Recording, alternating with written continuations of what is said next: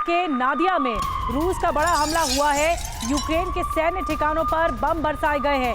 Combined arms की team ने attack किया है। यूक्रेन के 20 से ज्यादा जवानों की मौत भी बताई जा रही है इस अटैक के बाद। एक और जगह है जहां पर रूसी सेना का एक्शन देखने को मिल रहा है और लगातार क्रास्नोमेर्स्क में रूसी सेना का एक्शन देखने को मिल रहा है। यूक्रेनी ठिकाने पर बरसाए गए हैं बम, बारूदी गोले बरसाए गए हैं। सेल्फ प्रोपेल्ड गन से यूक्रेन पर अटैक हुआ है।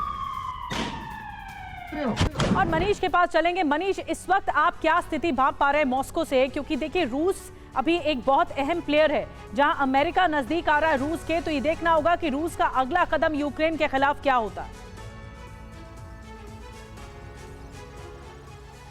बिल्कुल, देखिए, सबसे बड़ी बात है कि इस वक्त रूस के हौसले बुलंद हैं। रूस को लगता है कि वो जीत के बहुत बेहद करीब पहुंच चुका है।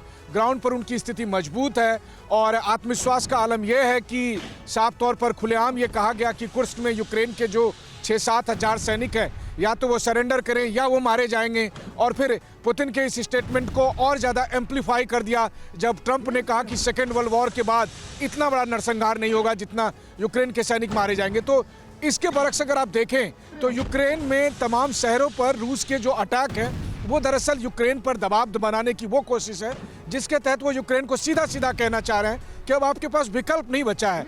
आप प्रेसिडेंट ट्रंप के हिसाब से सारी बातें मान जाइए और हमारे साथ टेबल पर आ जाइए, आप सरेंडर कर दीजिए। आप मान लीजिए कि अब आप इस युद्ध में पूरी तरह से फिनिश हो चुके हैं, वरना हर बीतते पल के साथ लगातार नुकसान बढ़ता जाएगा। जैसे कल क्रेमलिन के प्रवक्ता दिमित्री पेस्कोव ने कहा कि यूक्रेन के पास बहुत समय नहीं है।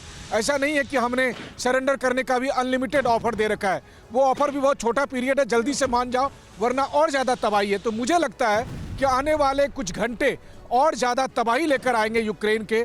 और जहाँ तक रूस की बात है तो अभी आप मेरे चेहरे पर जो धूप खिली हुई देख रहे हैं, यही कुछ कमोबेश आलम पूरे रूस के साथ है कि रूस का आत्मविश्वास अभी चरम पर है। उन्हें लग रहा है कि दूसरे विश्व युद्ध के बाद इस बार एक ऐसा मौका आया है जब रूस ने अकेला अमेरिका और 30 मुल्कों को पीछे कर दिया है और इस युद्ध में वो विजयश्री अपने माथे पर लेकर जा रही है। बिल्कुल, और रूस का ये कॉन्फिडेंस अब साफ तौर पर नजर आ रहा है। जो बयानात सामने आ रहे हैं क्रेमलिन की तरफ से, वो इसकी तस्दीक कर रहे हैं।